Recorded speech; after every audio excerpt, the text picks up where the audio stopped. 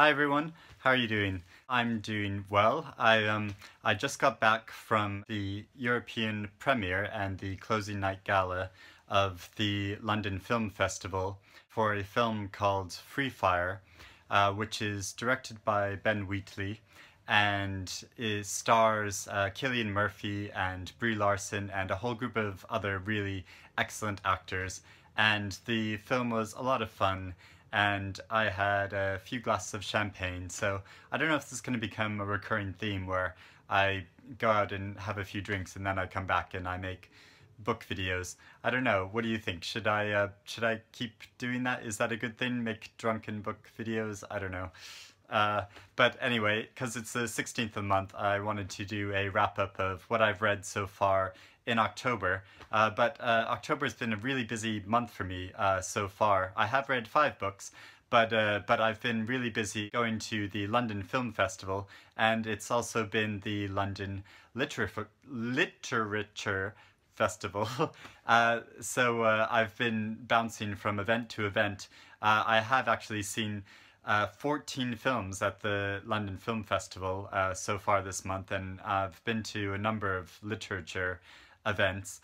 A few of the films that really stood out for me that I've seen are Free Fire was really great, fun film. It doesn't sound like it should be a fun film. It's sort of a real dark comedy because it's a sort of shootout film set in the 70s between a group of men from Ireland and a American and a South African man with a group of other people who are trying to sell them guns, and they meet in this deserted warehouse and it just all goes a bit wrong, but is really clever and, yeah, like I said, darkly humorous. Another massive standout film for me was a film called Moonlight, and this is a beautiful coming-of-age film. I'll put a link down to it below. I wrote a long review of it on my blog because I loved it so much. A sort of coming-of-age film of a young black man living in Florida who's struggling with his sexuality, and it focuses on 3 different points in his life during his young manhood, during his childhood and his adolescence, and after he leaves high school, and as a young man trying to make his way in the world. And it's played by 3 different actors, and it's just really beautiful look at sort of identity and sexuality. I wish I'd made a recording of, there was a huge amount of the cast there, and they all spoke so passionately. Janelle Monáe is in this film too. Janelle Monáe, who's a singer who I love so much, and she's a really great actress in this film.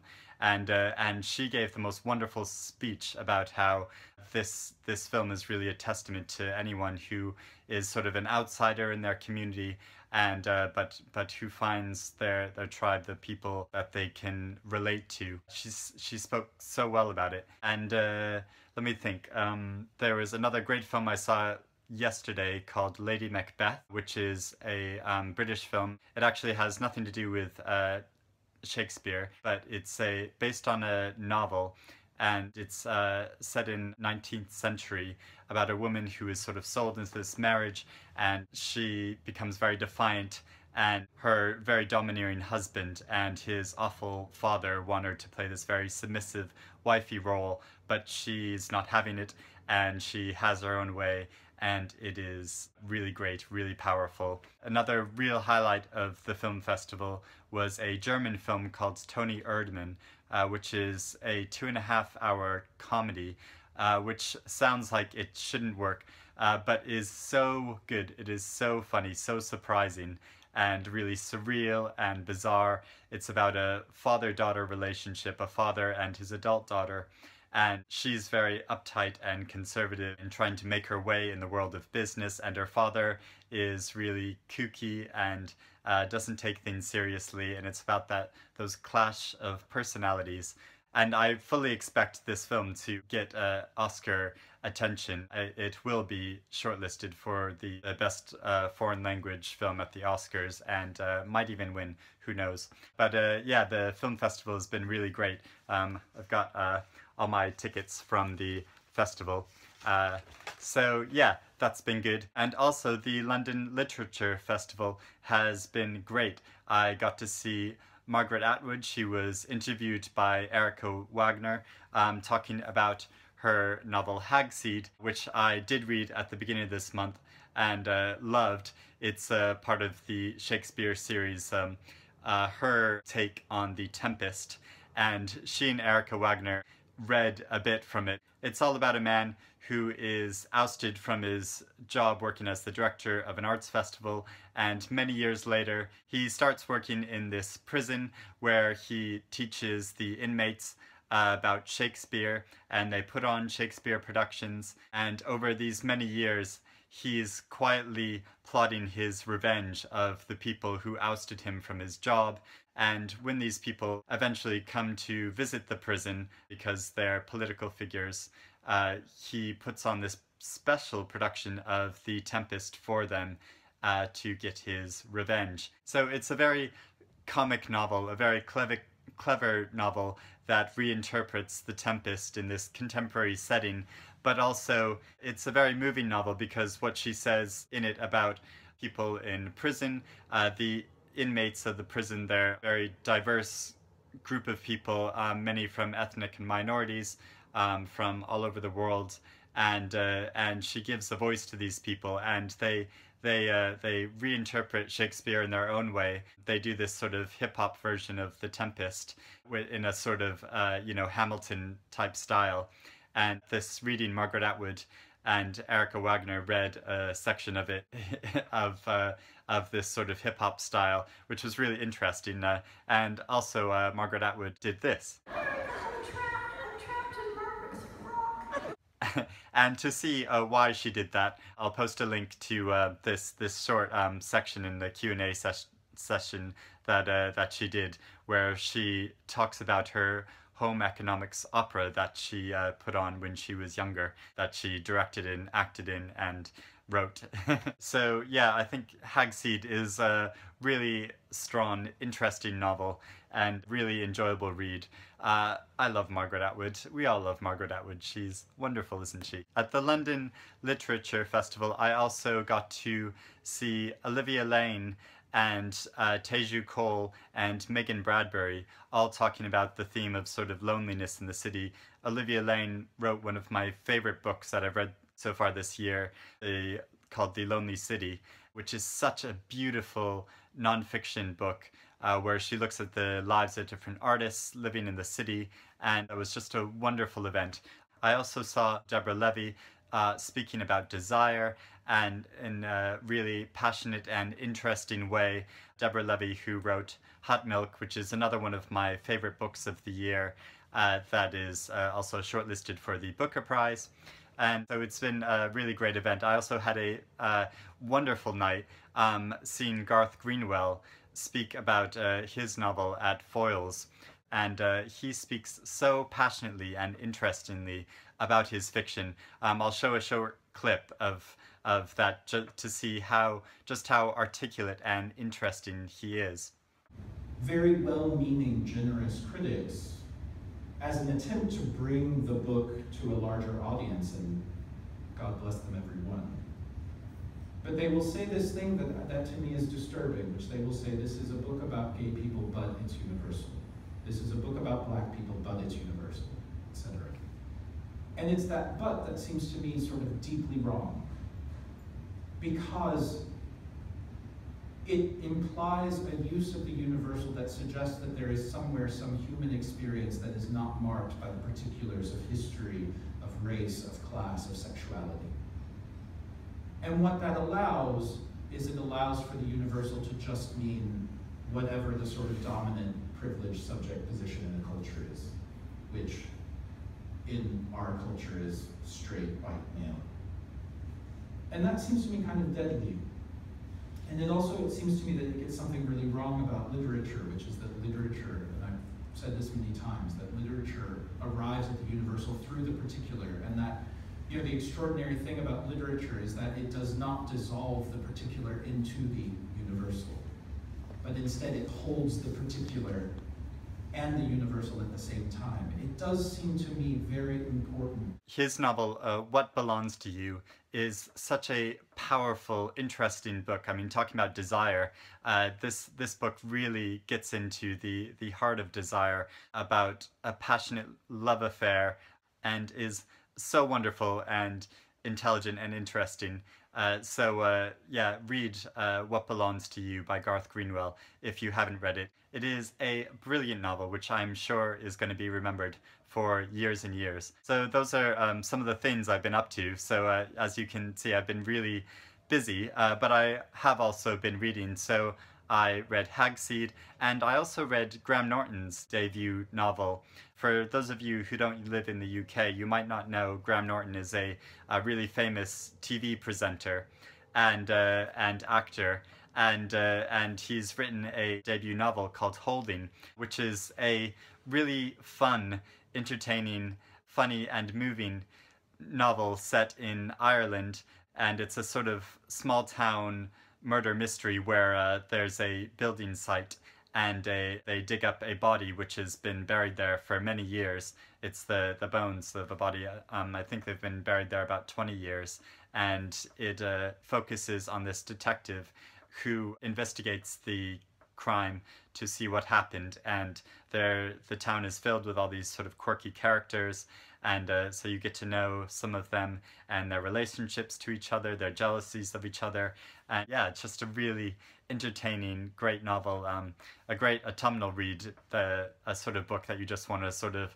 snuggle up with, drink a cup of cocoa, and just read all about this murder mystery novel. So yeah, really interesting book, and great to see that Graham Norton is also a talented writer. The next novel I read was Eileen by Tessa Maje.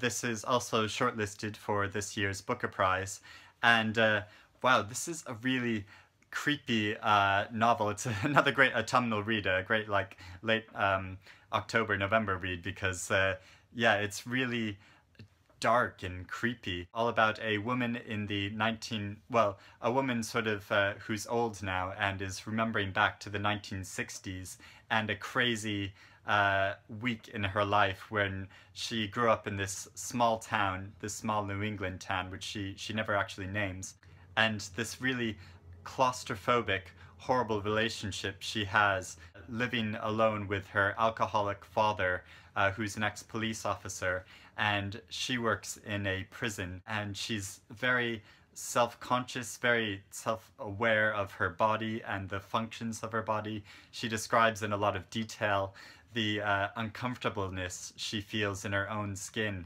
and how isolated she feels. She doesn't have any friends. She obsesses about this man at the prison who she sort of creepily goes to watch late at night, but has never actually really even spoken to.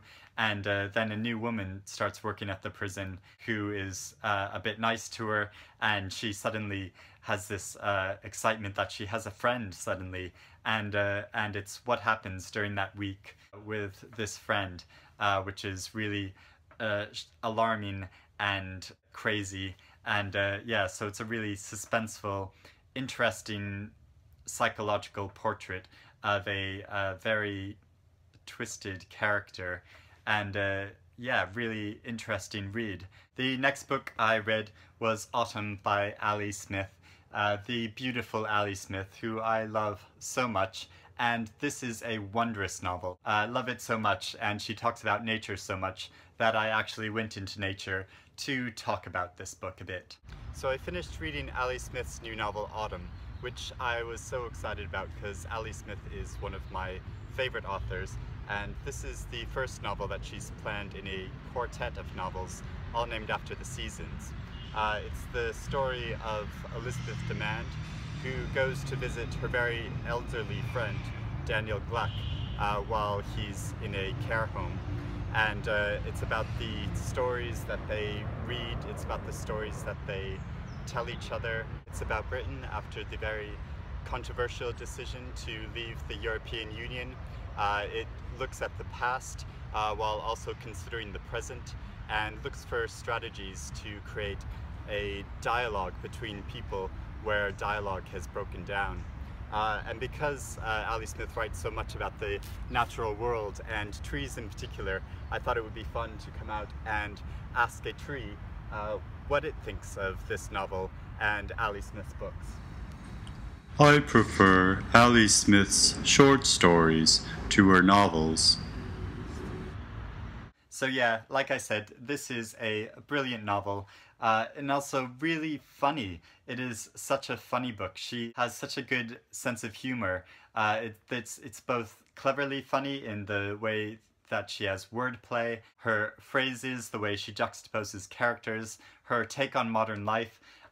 She has some very funny scenes sort of in a post office of a woman trying to get a passport and put in this application for a passport and coming against these like monumental regimental obstacles of having to queue for ages and then finding once she gets there that her form isn't correct because her photos for her passport aren't quite correct, and she just does this in a really funny way.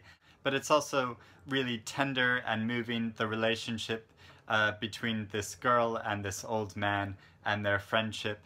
Ali Smith has this wonderful way of catching you off guard emotionally, so she just pulls you into the story, into the emotions and the grief of her characters, which is so beautiful. And yeah, this is a lovely book. You can see from the cover it's a picture by David Hockney, and yeah, so I can't wait to read the next book in this series, but do read Autumn. It is a stupendous novel. And finally, this month I read this novel, Multiple Choice, by Alejandro Zambra, who's a Chilean writer, a sort of experimental writer. And I feel like a lot of the books I've read this month have been really like playful and fun, because this is such a playful book. I guess you could call it short stories, but it's written in such a creative way. It takes the form of a standardized test, and when I was in school I hated standardized tests, but this plays with that form to make these creative, interesting sort of snippets of stories which range from sort of an existential crisis, twisted relationships of family members, and also does a lot of clever, funny, interesting wordplay. It sort of works like a sort of choose your own adventure story. And so how it works, like it'll give you these sort of multiple choices where it'll tell a bit of a story in some sections, and you have to go through and either move bits of that story around, or you can edit out bits of that story, and in some cases it really completely changes the meaning of that story and the impact of it, where sometimes it'll just be funny, sometimes it'll be really emotional. So I just really enjoyed reading this. It's such a clever play on something that probably most of us really hated when we were growing up, having to do these tests, which I was so bad at. And I've heard Alejandro Zambra's other books are also clever and fun, and so I'd be really interested to seek out more of his work. So that is what I've been reading this month and what I've been doing this month. So what have you been up to? Have you read anything good? Let me know in the comments below what you've been drinking, what you've been doing. Did I just say what you've been drinking? Yeah, let me know what you've been drinking. Let me know if you've had any good new cocktails lately. Why not? So, I'm going to sensibly take myself to bed now, and I will speak with you guys soon. Thanks a lot for watching, guys. Bye.